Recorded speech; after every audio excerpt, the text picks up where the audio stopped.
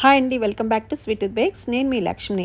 ఈరోజు మీకు సీజన్లో వచ్చే మామిడి పండ్లతోటి మ్యాంగో రవ్వ కేసరి, మ్యాంగో బొబ్బట్లు ఎలా చేయాలో చూపించబోతున్నాను. అది ఎలాగో చూద్దాం. మీరు ఏ మామిడి పండు తీసుకోండి. నేను బంగినపిల్ల తీసుకున్నాను. దాన్ని శుభ్రంగా కడిగి చెక్కు తీసేసి ముక్కలు కోసుకొని మిక్సీ జార్లో వేసుకొని మెత్తగా పేస్ట్ చేసుకుని పక్కకు పెట్టుకోవాలి.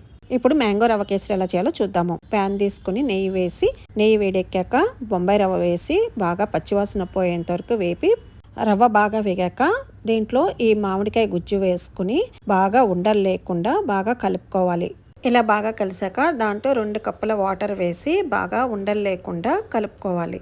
వాటర్తో ఈ రవ్వ బాగా కలిసాక పాలు పోసి బాగా మిక్స్ చేసుకుని ఫ్లేమ్ సిమ్లో పెట్టుకొని మూత పెట్టి రవ్వ ఉడికేంత వరకు ఉడికించుకోవాలి. రవ్వ ఉడికాక ఒకసారి అంతా కలుపుకొని మీరు తినే తీపిని బట్టి పంచదార వేసుకుని బాగా పంచదార కరిగేంత వరకు మిక్స్ చేసుకున్నాక కొంచెం నెయ్యి వేసి నెయ్యి తేలేంత వరకు ఉడికించుకొని మీరు బొబ్బట్లకి బ్యాటరు ఎంత కావాలో అంత తీసి పక్కకు పెట్టుకొని మిగిలిన దాంట్లో వేపి పెట్టుకున్న జీడిపప్పులు వేసుకొని లాస్ట్లో ఈ మ్యాంగో ఎసెన్స్ కానీ ఇలాచీ పౌడర్ వేసి బాగా మిక్స్ చేసుకుని స్టవ్ ఆఫ్ చేసేసి సర్వ్ చేసుకుని తినటమే. మ్యాంగో రవ్వ కేసరి రెడీ.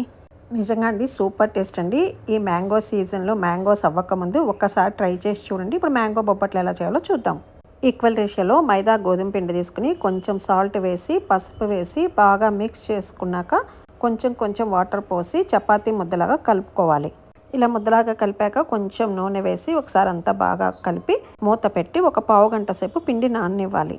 ఇప్పుడు మ్యాంగో బొబ్బట్లకి ఈ రవ్వ కేసరి పూర్తిగా చల్లారాక ఎంత సైజు కావాలో అంత సైజు ఉండలు చేసుకొని, అలాగే పిండి నానాక పిండినంతా ఒకసారి కలుపుకొని అదే సైజులో ఉండలు చేసుకొని కవర్ మీద పెట్టుకొని ఒత్తి దాంట్లో స్టఫింగ్ పెట్టుకొని మొత్తం క్లోజ్ చేసుకొని పూరీ మేకర్తో ఒత్తుకొని చేసుకోవటమేనండి.